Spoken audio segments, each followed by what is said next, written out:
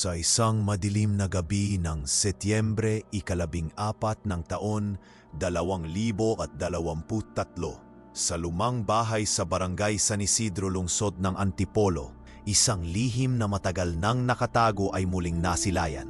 Isang lumang diaryo, puno ng mga pahina ng kalungkutan at pag-asa, ay natagpuan sa ilalim ng isang lumang kama. Ang mga pahinang iyon ay naglalaman ng mga lihim na hindi kailanmang naisip ng sinuman na matutuklasan. Ang diaryo ay pag-aari ni Maria Teresa Santos, isang ina na ang pangalan ay kilala sa buong barangay dahil sa kanyang kabutihan at dedikasyon sa pamilya. Ngunit sa likod ng kanyang ngiti at malasakit, may mga lihim siyang itinatago.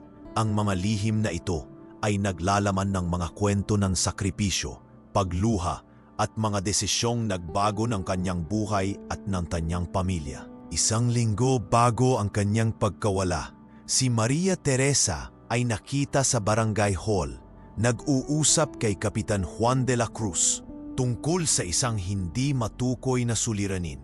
Ang kanyang mga mata ay puno ng takot at pangungulila, at ang kanyang mga kamay ay nanginginig habang hawak ang isang maliit na piraso ng papel. Si Kapitan Juan ay nag-alok ng tulong, ngunit si Maria Teresa ay nagpasya na umuwi na lamang. Pagdating sa kanilang bahay, sinalubong siya ng kanyang asawa, si Andres Mendoza, at kanilang tatlong anak, si Ana, si Gabriel, at si Sofia. Ang kanilang bahay ay puno ng tawanan at pagmamahal. Ngunit sa gabing iyon, may kakaibang katahimikan. Habang ang buong pamilya ay natutulog, si Maria Teresa ay bumangon at nagpunta sa kanyang silid-aklatan. Doon, sa ilalim ng kanyang lamesa, ay natagpuan niya ang lumang diaryo na matagal na niyang itinago. Binuksan niya ito at nagsimulang magsulat. Setyembre 14, taon 2023, ang aking puso ay puno ng takot. May mga bagay na hindi ko kayang sabihin sa aking pamilya. May mga lihim na nagmumulto sa akin. Ngunit kailangan ko itong isulat upang maibsan ang bigat ng aking dibdib. Habang nagsusulat, ang kanyang mga mata ay puno ng luha. Ang mga salitang kanyang isinulat ay naglalaman ng mga kwento ng kanyang kabataan sa barangay Tatalon, lungsod ng Quezon, kung saan siya ay lumaki sa ilalim ng mahigpit na pamamahala ng kanyang mga magulang. Ang kanyang ama, si Don Vicente Santos, ay isang retiradong sundalo na may mahigpit na disiplina, habang ang kanyang ina, si Doña Rosario Santos, ay isang guro na may mataas na pamantayan sa edukasyon. Sa kabila ng mahigpit na pagpapalaki, si Maria Teresa ay lumaki na may malasakit sa kapwa at may pangarap na maging guro tulad ng kanyang ina.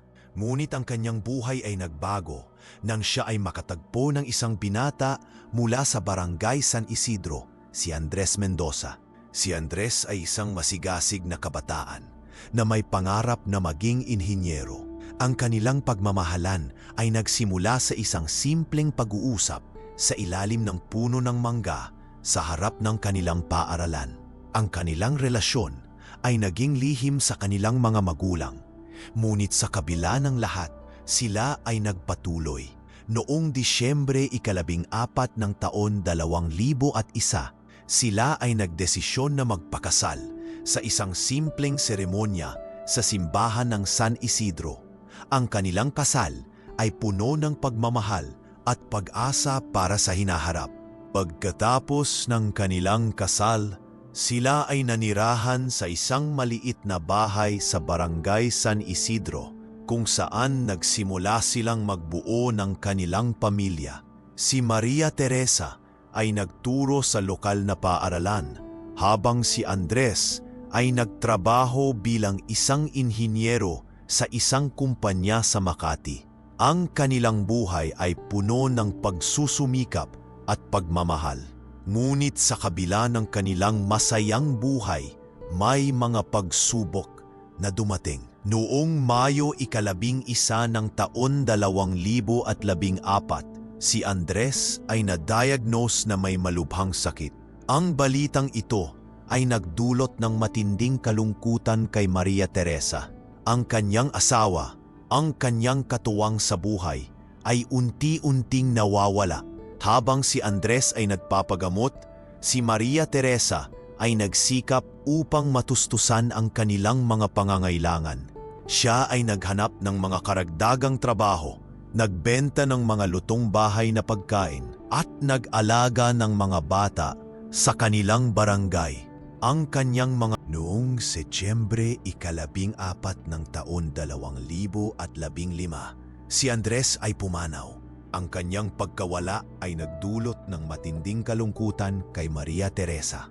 Ngunit sa kabila ng lahat, siya ay nagpatuloy. Ang kanyang mga anak ay naging kanyang lakas at inspirasyon. Ang diaryo ni Maria Teresa ay naglalaman ng mga kwento ng kanyang buhay, mga sakripisyo at mga pangarap. Ang mga pahina nito ay puno ng mga lihim na hindi kailanman naisip ng sinuman na matutuklasan.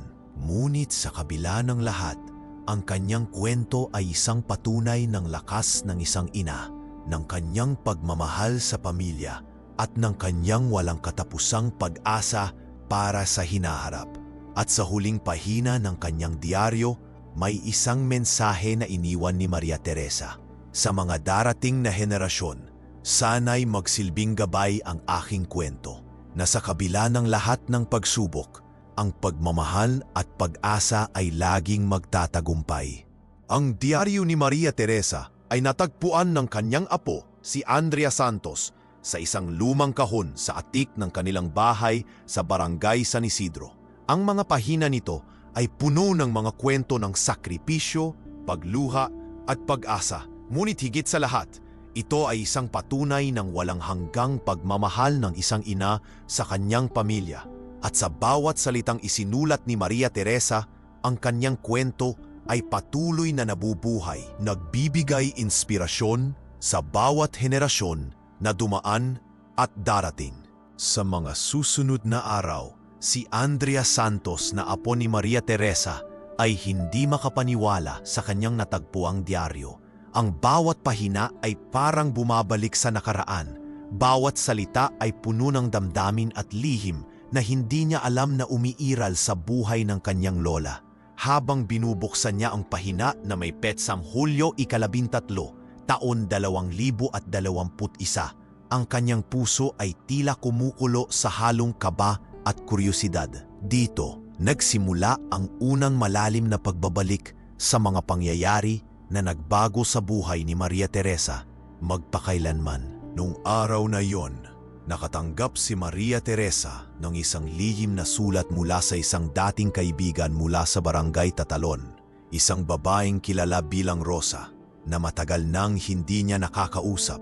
Ang sulat ay puno ng mga pangungusap na puno ng takot at babala.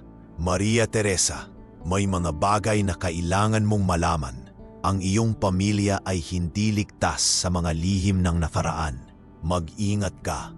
Ang simpleng mensahe ay nagdulot ng malalim na pagkabigla kay Maria Teresa. Hindi niya maintindihan kung bakit may mga tao na nais niyang saktan o ilagay sa panganib ang kanyang pamilya. Ang takot na iyon ay nagdulot ng matinding kaba na hindi niya naramdaman sa loob ng maraming taon. Ilang linggo bago ang petsang iyon, napansin ni Maria Teresa na may mga kakaibang pangyayari sa kanilang paligid. Sa Barangay San Isidro, may mga bagong mukha na tila palaging nakamasid sa kanilang bahay. Ang mga kapitbahay, sina Mang Tonyo at Aling Nena, ay nagsabi na may mga taong nagtatanong tungkol kay Andres at sa kanyang pamilya. Ang bawat hakbang ni Maria Teresa ay puno ng pangamba at pag-iingat. At sa bawat gabi, bago matulog, kinitingnan niya ang paligid na para bang may nagmamasid sa kanyang bawat kilos. Sa parehong panahon, si Andres ay nagsimulang magkulang sa kanyang kalusugan na dati ay matibay at masigla. Ang kanyang mga mata ay parang nagtatago ng lihim na sakit At kahit na ipinapakita niya ang ngiti sa pamilya, naramdaman ni Maria Teresa ang matinding pangamba. Sa diaryo isinulat niya, Hulyo 17, taon 2021. Ang bawat sandali kasama si Andres ay mahalaga, ngunit may anino na bumabalot sa ating tahanan at hindi ko alam kung paano haharapin ito. Ang takot ay hindi lamang para sa akin, kundi para sa mga anak ko rin. Ang unang malaking pagbabago sa kanilang buhay ay dumating sa isang hapon ng Agosto 19, taon 2021, nang makatanggap si Maria Teresa ng tawag mula sa ospital sa Quezon City. Ang tawag ay nagmula sa isang doktor na nagpapaalala tungkol sa pagsusuri ng kanyang asawa. Sa simula, inisip niya na ito ay karaniwang follow-up lamang. Ngunit ang tono ng doktor ay seryoso at puno ng pag-aalala. Nang dumating sila sa ospital sa hapon ng Agosto 20, taon 2021, napagtanto ni Maria Teresa na ang kalagayan ni Andres ay mas malala kaysa sa inaasahan. Ang diagnosis, isang malubhang kondisyon na maaaring magdulot ng permanenteng pagbabago sa kanyang buhay at sa kanilang pamilya. Ang balitang ito ay parang kidlat na tumama sa kanyang puso, isang pagbabalik sa realidad na puno ng takot at kalungkutan. Sa loob ng mga sumunod na buwan, ang bawat araw ay naging pakikipaglaban. Si Maria Teresa ay gumugol ng oras sa ospital, nag-aalaga kay Andres, habang sinisigurado rin na ang kanilang tatlong anak, si Ana, Gabriel at Sofia, ay patuloy na nag-aaral at nakakaramdam ng normal na buhay sa kabila ng mga unos na dumarating. Ang kanyang lakas at dedikasyon ay walang kapantay, ngunit sa kanyang diary, inilalantad niya ang kanyang sariling pangamba. Setyembre 2, taon 2022. Ako'y pagod, ngunit kailangan kong maging matatag. Ang aking mga anak ay umaasa sa akin. Ngunit sino ang umaasa sa akin? Ang unang malaking cliffhanger sa kwento ay dumating ng isang gabi, Setyembre 15, taon 2022, nang si Maria Teresa ay nakatanggap ng lihim na mensahe sa kanyang telepono mula sa isang hindi kilalang numero. Ang mensahe ay maikli ngunit puno ng banta. Alam ko ang iyong lihim. Huwag mong subukang itago ang katotohanan. Ang bawat kilos mo ay nakabantay. Ang takot na ito ay nagdala kay Maria Teresa sa gilid ng kawalan ng katiyakan at pangamba. Sa diaryo, isinulat niya, hindi ko alam kung sino ang maaaring magtangkang saktan ang aking pamilya. Ang bawat hakbang ko ay kailangan maging maingat. Ang aking puso ay puno ng kaba, ngunit kailangan kong manatiling matatag para sa kanila. Habang lumalalim ang kwento, nakilala rin ni Maria Teresa ang ilang bagong karakter na magpapalalim sa drama at conflict ng kwento. Si Rosa, ang dating kaibigan mula sa barangay Tatalon, ay naging susi sa pagbubunyag ng ilang lihim sa nakaraan ni Maria Teresa na matagal nang nakalimutan o itinago. Si Mang Tonyo, ang kapitbahay, ay may sariling agenda na tila nagtatangkang ilihim ang ilang mahahalagang detalye. Ang bawat pagbisita, bawat pag-uusap at bawat lihim na natutuklasan ay nagdaragdag ng tensyon at drama sa buhay ni Maria Teresa. Sa parehong panahon, may mga flashback na nagpapakita ng kabataan ni Maria Teresa sa Quezon City, ang kanyang mga pangarap at ang kanyang mga unang karanasan sa pag-ibig kasama si Andres. Ang kanyang buhay noon ay puno ng saya, pag-asa at simpleng kaligayahan. Ngunit ngayon ay nahaharap sa mga hamon na hindi niya inasahan. Ang diaryo ay nagiging tulay sa pagitan ng nakaraan at kasalukuyan. Nagpapakita kung paano ang bawat desisyon ay nagdadala ng kahihinatnan sa hinaharap. Ang kanyang mga anak ay unti-unting nakadarama ng pagbabago sa kanilang ina. Si Ana, na 16 na taon, ay nagsimulang magtanong tungkol sa kalagayan ng kanyang ama, habang si Gabriel at Sofia ay nakadarama ring ng tensyon sa kanilang tahanan. Sa diaryo, isinulat ni Maria Teresa ang kanyang pangamba. Kung alam nila ang buong katotohanan, baka masaktan sila ng higit pa kaysa sa akin. Ngunit paano ko mapoprotektahan ang kanila habang ang panganib ay palaging nariyan sa paligid? Sa mga susunod na linggo, ang tensyon ay patuloy na tumataas. Ang bawat gabi ay puno ng kaba. Bawat araw ay puno ng pag-iingat. Si Maria Teresa ay patuloy na sinusubukan na protektahan ang kanyang pamilya habang sinusubukang alamin kung sino ang nagbabantay at bakit. Ang kanyang diaryo ay naging outlet ng kanyang emosyon, isang paraan upang maibsan ang bigat ng kanyang dibdib at isang paraan upang mag-iwan ng kwento para sa kanyang apo na isang araw ay matutuklasan ang lahat ng lihim. Sa huli ng segment na ito, ang diaryo ay nagpapakita na sa bawat pahina ay may kasamang cliffhanger. Ngunit ang bawat lihim na natutuklasan ko ay parang isang apoy na hindi ko maapula. Ang bawat hakbang ay nagdadala sa akin sa mas komplikadong landas. Ngunit kailangan kong magpatuloy para sa kanila, para sa aking pamilya. Ang kwento ko ay hindi pa tapos at ang susunod na yugto ay magsisimula sa isang bagong lihim, isang bagong hamon na maghahatid sa akin sa pinakamataas na tensyon ng aking buhay.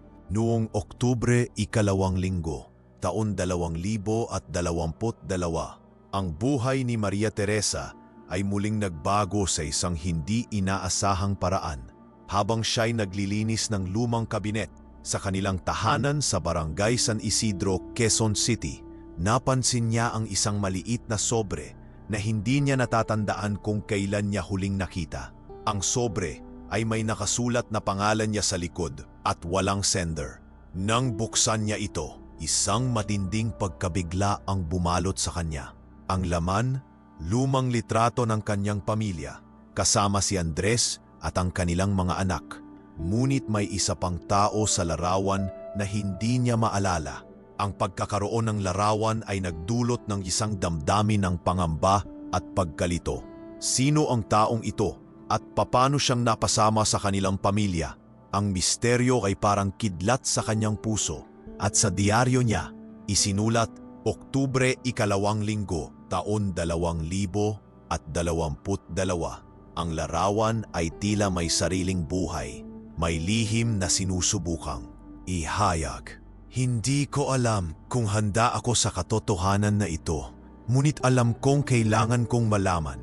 Habang sinusubukan ni Maria Teresa na alamin ang pagkakakilanlan ng taong nasa litrato, isang tawag mula sa ospital sa Makati ang muling nagpaalala sa kanya ng kalagayan ni Andres. Ang doktor ay nagsabi na may bagong komplikasyon sa kanyang kalusugan. Isang bagay na maaaring magbago sa kanyang buhay at sa buhay ng kanilang pamilya magpakailanman. Ang bawat hakbang ni Maria Teresa ay puno ng kaba. Bawat desisyon ay may kasamang takot. Ang kanyang puso ay tila nagdurusa at ang kanyang isip ay puno ng mga tanong na walang kasagutan. Sa diaryo niya, isinulat niya, Oktubre 5, taon 2022. Ang bawat paghinga ay mabigat. Ang bawat hakbang ay puno ng pangamba. Ngunit kailangan kong maging matatag para sa kanila, para sa aking pamilya. Ang lihim ay lumalapit at ang pangalawang malaking pagbabalik-tanaw sa kanyang buhay ay nagsimula nang matuklasan niya ang isang lumang sulat mula sa kanyang ina na matagal nang nakatago sa ilalim ng lumang higaan sa kanilang bahay sa Quezon City. Ang sulat ay puno ng damdamin at pag-amin na nagbubunyag ng mga lihim na matagal nang itinago. Ang kanyang ina, si Teresa, ay nagkwento tungkol sa isang lihim na pag-ibig na nagbago sa direksyon ng kanilang pamilya. Isang relasyon na hindi niya dapat malaman, ngunit nag-iwan ng bakas sa bawat henerasyon. Ang diaryo ni Maria Teresa ay nagbabadya ng emosyonal na pagbagsak. Oktubre 15, taon 2022. Ang lihim ng ina ay nagbukas ng pintuan sa isang mundo ng damdamin at pangamba. Hindi ko alam kung paano haharapin ito, ngunit alam kong kailangan kong gawin ito para sa aking mga anak. Ang bawat salita ay parang sugat sa puso ko. Ang tensyon ay lalong tumindi nang malaman niya na may isang tao sa kanilang barangay na tila alam ang lahat ng kanyang natuklasan. Sa barangay Tatalon, may mga usap-usapan tungkol sa isang misteryosong estranghero na palaging nagmamasid sa paligid ng kanilang tahanan. Ang kanyang pakiramdam ay parang bawat kilos niya ay sinusubaybayan. Ang takot at kaba ay nagdulot kay Maria Teresa ng malalim na pagkabalisa. Ngunit sa kabila nito, pinilit niyang manatiling matatag at protektahan ang kanyang pamilya. Sa diaryo niya, isinulat niya, Oktubre 18, taon 2022, ang bawat araw ay isang laban. Ang bawat gabi ay puno ng pangamba, ngunit ang aking pamilya ay umaasa sa akin. Hindi ko sila pwedeng pabayaan. Ang mundo ay tila puno ng lihim, ngunit kailangan kong harapin ito ng buong tapang. Habang lumalala ang sitwasyon, ang mga anak ni Maria Teresa ay nagsimulang nakaramdam ng tensyon. Si Ana, 16 na taon, ay nagsimulang magtanong tungkol sa misteryosong litrato at lihim ng kanilang pamilya. Si Gabriel at Sofia ay nakadarama rin ng kakaibang pagbabago sa kanilang ina, at ang kanilang mga tanong ay nagdudulot ng bagong hamon sa emosyonal na katatagan ni Maria Teresa. Ang diaryo ay nagiging isang bintana sa kanyang damdamin. Oktubre 21, taon 2022. Ang bawat tanong mula sa mga anak ko ay nagdudulot ng panibagong pangamba. Paano ko sila mapoprotektahan habang ang katotohanan ay naglalantad ng higit pang sakit? Sa gitna ng lahat ng ito, nagkaroon din siya ng pagkakataon na bumalik sa mga alaala ng kanyang kabataan sa Quezon City. Kasama ang kanyang mga kaibigan sa barangay San Isidro, ang kanyang unang karanasan sa trabaho sa isang maliit na tindahan sa Green Hills, at ang mga simpleng sandali ng kaligayahan kasama si Andres bago pa mang dumating ang lahat ng mga lihim at problema. Ang mga flashback na ito ay nagbibigay ng kontrast sa kasalukuyang tensyon at nagpapalalim sa pagkakaintindihan ng kanyang pakiramdam. Ang pagkawala ng kapanatagan, ang paghahanap ng solusyon, at ang patuloy na pag-asa sa kabila ng kadiliman. Ngunit sa gitna ng lahat ng sakit at pangamba, si Maria Teresa ay nakahanap ng kakaibang lakas sa kanyang sarili. Sa diaryo niya, isinulat niya, Nobyembre 2, taon 2022. Ang bawat luha ay isang paalala ng aking lakas. Ang bawat pangamba ay nagtuturo sa akin kung paano maging matatag. Ang aking puso ay puno ng sakit, ngunit ang aking diwa ay matatag. Para sa aking pamilya, kailangan kong magpatuloy kahit ano paman ang dumating. Ang pangalawang cliffhanger ay dumating ng isang gabi ng Nobyembre 15, taon 2022, nang makatanggap si Maria Teresa ng isang lihim na sulat na naglalaman ng impormasyon na maaaring magpabago sa takbo ng kanyang buhay at sa buhay ng kanyang pamilya magpakailanman. Ang sulat ay nagsasabing may isang matagal ng lihim na kaugnayan sa isang estranghero mula sa Makati, at ang impormasyong ito ay maaaring magdulot ng permanenteng pagbabago sa kanilang relasyon at kaligtasan. Sa diaryo niya, isinulat niya, ang bawat lihim na ito ay parang apoy na hindi ko maapula. Ngunit kailangan kong malaman ang katotohanan para sa kanila, para sa aking mga anak, at para sa aking sarili. Sa pagtatapos ng segment na ito, ang buhay ni Maria Teresa ay puno ng emosyonal na tensyon, kahinaan at malalim na refleksyon. Ang bawat pahina ng kanyang diaryo ay nagdadala sa kanya sa bagong antas ng pagkilala sa kanyang sarili, sa kanyang pamilya at sa kahalagahan ng bawat desisyon. Ang kanyang karanasan ay isang malalim na paglalakbay sa damdamin, pagpapatawad at pagtuklas ng sariling lakas sa harap ng mga lihim at panganib. Ang diaryo ay patuloy na nagiging tulay sa pagitan ng nakaraan at kasalukuyan at nag-iiwan ng malalim na epekto sa bawat mambabasa at tagapakinig na nakakasaksi ng kanyang kwento. Nauhating gabi ng Nobyembre 15 araw, taon 2022, tahimik ang buong barangay San Isidro. Ang buwan ay nakataas sa kalangitan, nagbibigay ng malamlam na liwanag sa mga kalsadang dating puno ng tawanan at ingay. Sa loob ng kanilang tahanan, si Maria Teresa ay nakaupo sa tabi ng lumang mesa, hawak-hawak ang diaryo na ngayon ay parang gabay at saksi sa lahat ng kanyang pinagdaanan. Ang kanyang mga kamay ay nanginginig, hindi lamang sa lamig ng gabi, kundi sa bigat ng emosyon na bumabalot sa kanya. Alam niyang malapit na ang sandali ng katotohanan, ang sandali na matagal niyang kinatatakutan, ngunit kailangan niyang harapin para sa kanyang pamilya. Ang kanyang puso ay puno ng pangamba, ngunit sa kabilang banda, may kakaibang tapang na dumadaloy sa kanyang mga ugat. Sa diaryo niya, isinulat niya, Nobyembre 15 araw, taon 2022, ang bawat sandali ng damdamin. Ngunit kailangan kong harapin ang katotohanan para sa kanila, para sa aming pamilya. Sa parehong oras, si Andres ay dahan-dahang umupo sa tabi niya.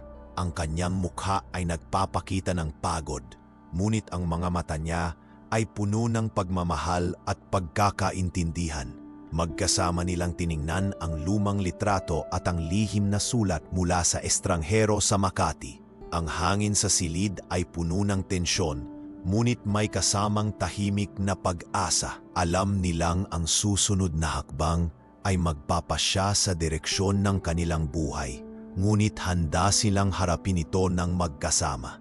Ang diaryo ni Maria Teresa ay patuloy na naglalarawan ng kanyang damdamin. Ang bawat salita, bawat lihim ay parang bato sa aking dibdib.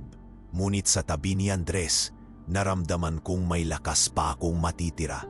Ang pag-ibig at tiwala ang magdadala sa amin sa liwanag, sa kabila ng dilim. Sa sumunod na mga oras, bumisita ang estranghero mula Makati sa kanilang bahay sa San Isidro. Ang kanyang presensya ay hindi nakakatakot, ngunit puno ng misteryo at kahalagahan. Siya ay may dalang mga dokumento at lihim na magpapaliwanag sa mga taon ng kalituhan at pangamba. Sa mga sandaling iyon, ang bawat miyembro ng pamilya ay napuno ng halo-halong damdamin, takot, pag-asa at labis na kuryosidad. Ang estranghero ay dahan-dahang nagbukas ng mga dokumento, nagpapakita ng mga katibayan na ang mga lihim ay hindi lamang nakatago, kundi may dahilan at may koneksyon sa kanilang nakaraan.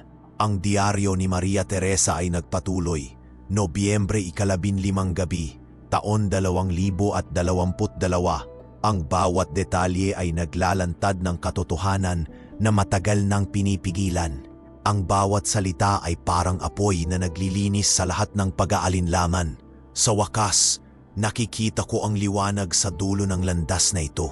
Ang pinakamataas na punto ng tensyon at emosyon ay dumating nang maunawaan nila ang kabuuang katotohanan.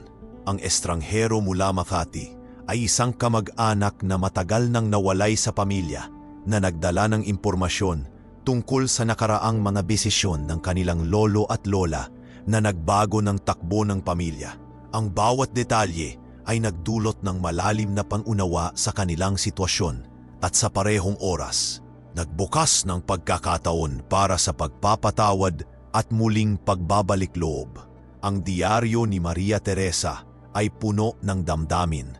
Nobyembre 15 gabi, taon 2022. Sa wakas, naiintindihan ko ang lahat. Ang sakit, ang takot, ang lihim, lahat ay bahagi ng aming kwento. Ang pagmamahal at pagkakaintindihan ay mananatiling gabay. Pagkatapos ng mahabang gabi ng pag-uusap at pag-unawa, ang pamilya ay nagpasya na magsimula muli. Ang bawat miyembro, mula kay Ana hanggang kay Andres, ay nagkaroon ng pagkakataon na ipahayag ang kanilang damdamin, magpatawad at magsimula ng panibagong kabanata. Ang diaryo ay nagtatala ng sandaling iyon, Nobyembre 15 hating gabi, taon 2022. Ang bawat puso ay naghilom sa init ng pag-ibig at pagtanggap. Ang bawat salita ay nagdala ng kapayapaan at pag-asa.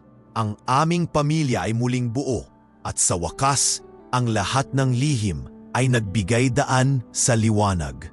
Sa mga sumunod na araw, ang diwa ng pagbabalik loob at pagmamahal ay nanatili sa kanilang tahanan sa San Isidro.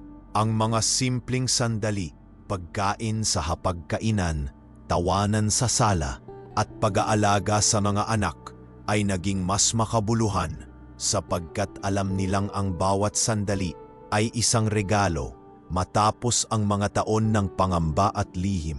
Ang diaryo ni Maria Teresa ay nagwakas sa ganitong damdamin. Disyembre 1 araw, taon 2022. Ang bawat hininga ay puno ng pasasalamat. Ang bawat sandali ay may kahulugan. Natutunan ko na ang pagmamahal, pagkakaintindihan at pagpapatawad ay hindi lamang nagbibigay ng liwanag sa dilim, kundi nagtatayo rin ng matibay na pundasyon para sa hinaharap. Bilang panghuli, Maria Teresa ay nagbigay ng mensahe sa lahat ng nakasaksi sa kanyang kwento.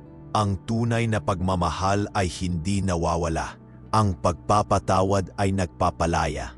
At ang bawat sakit ay maaring gawing lakas at pag-asa. Ang bawat pamilya ay may sariling kwento. At sa bawat lihim, may pagkakataon para sa muling pagbuo at pag-ibig. Ang kanyang mga salita ay dumampi sa puso ng bawat tagapakinig. Nag-iiwan ng emosyonal na marka at inspirasyon. At sa huling mga sandali, isang pahiwatig para sa susunod na kwento ay iniwan upang panatilihin ang epekto ng maratona sa channel. Kung naantig ka ng kwento ng diaryong ito, huwag palampasin ang susunod na naratibo. Isang estranghero sa libing, ang pagbubunyag na gumalaw sa isang pamilya. I-click ngayon at ipagpatuloy ang paglalakbay ng damdamin kasama ko. Sa ganitong paraan, ang mambabasa at tagapakinig ay natural na naudyok na manatili sa channel, handang harapin ang panibagong emosyonal na kwento.